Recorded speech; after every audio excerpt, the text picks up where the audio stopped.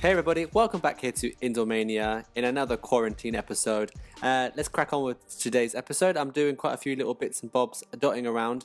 I actually had a comment in the last episode about the half-pipe coaster that I built, about how normally in indoor parks they are sunk into the ground, and I actually went in, took this information and applied it to my half-pipe coaster. So obviously in this footage it's not like that, but at the end of the video I put a screenshot of what I did, actually sunk it down, added a bit more theming, etc., made it a bit more cooler. So today I'm just doing these kind of like pathways, but I wanted to break it up with some like kind of geometric-y space kind of looking pad shapes. So I've kind of done that, and I'm decided that it'd be really cool to maybe do some in different height levels, because I felt like this area needed to get some depth with terms of having some pathing higher up. So I thought this would be a good way to take actually a path up and over the coaster that I built. And so I'm going to be doing that today, as well as doing a couple flat rides and things like that. And I don't actually get all the theming done, which I've shown you in the screenshot at the beginning, but also at the end of the video, because I actually did some of that off camera because it was like a later add-on thought. But I'll show you most of everything that I did today.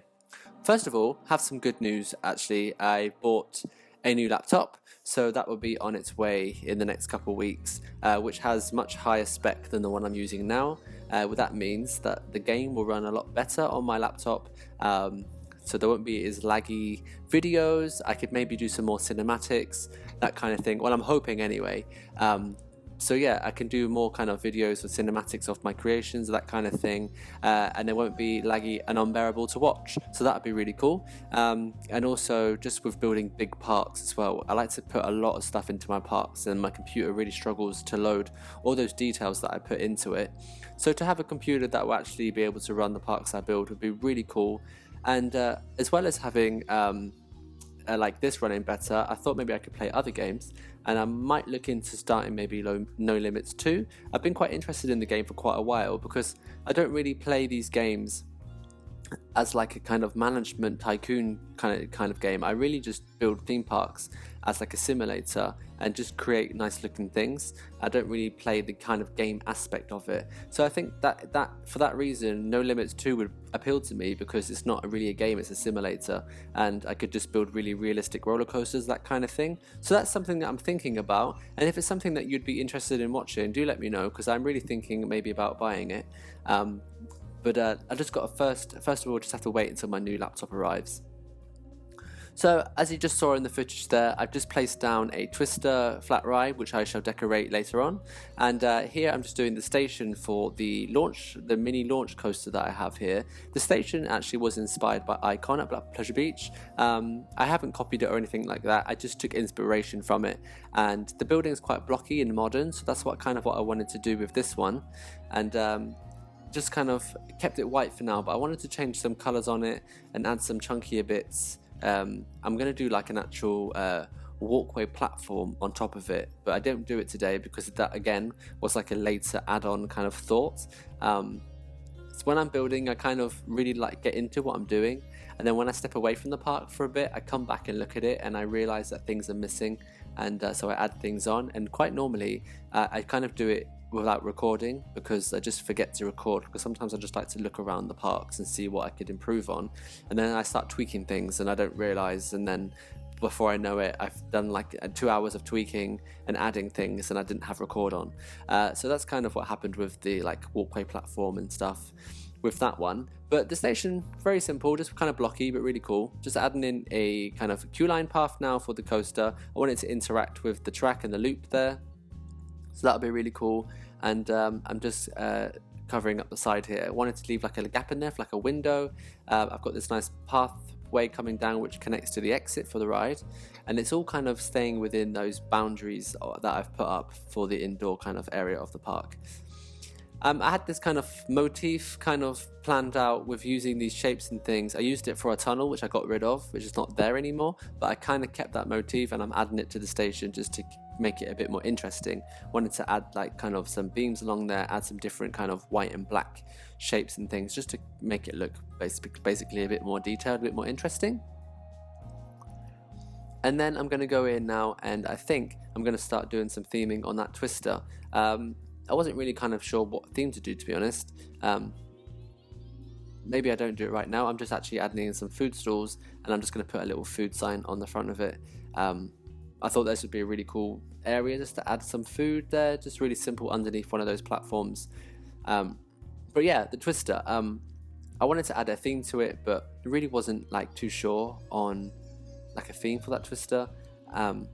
Obviously, I have a space thing going on here, but I didn't know what kind of sub theme to do within the space theme, and I kind of ended up doing some sort of like circuit board sort of technical looking theme. So that's kind of what I went for with it. There's more footage here than I thought, so I'll get onto the twister in a second. I'm just adding in some like kind of shrubbery area. I thought the whole area was looking very grey and bland, and I needed to spice it up and add some foliage. And I thought having foliage in the space area is actually a bit strange.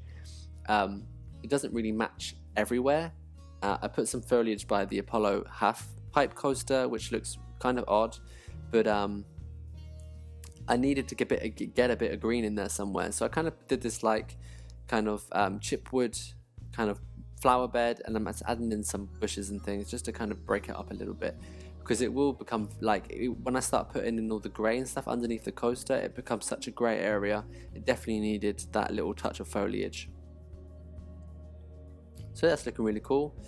I'm just adding on the sign now to the food, space food, really simple, not really imaginative or anything, but just kind of letting people know that there's food there. And then, catwalks. Now I'm doing catwalks. Still haven't got onto the twister. Now I'm doing catwalks.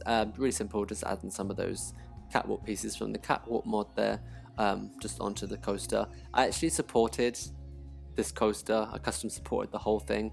Didn't press save, and my computer crashed, and I lost all the supports that I did, which is so annoying because, as you know, custom supporting coasters can be super tedious.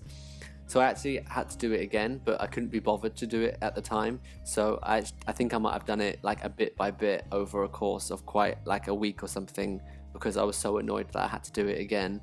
I actually did blue supports on it to begin with, and then I actually changed them to like a off-white kind of grey colour, because I think it looked a bit better. But yeah, that was super annoying. So I'm gonna try and forget about that now. Finally, onto the twister. Yay, it's what I keep talking about. So I've actually just going to lay down some like these little, I don't know, pieces here on the floor, kind of going to create like a sort of circuit board look. And I just want to have those pieces coming out of the queue line, just so you kind of know where the queue is, just like a bit of like a floor motif, bit of a floor design. And then just going to add like the same kind of thing as well to the base of the actual ride there. And then actually behind it, I'm going to do like a backdrop, like a superistic, that's not a word, like a futuristic kind of very Tokyo kind of dystopian inspired neon kind of backdrop. I hope that sounds... Anyway, so at the end of the video, I have put like a screenshot of what I did using some neon lights from the Neon Punk, I think it's called that mod set. Added those pieces in there, made it look really cool, just made it like really like a super neon blue color, and kind of made it look like electronic circuit board type of theme. So yep, that's the idea of that one. Now I'm just going to go in and add some like moons and planets and things to the backdrop of the half pipe coaster, and that's basically a wrap for today's video. Thanks for watching.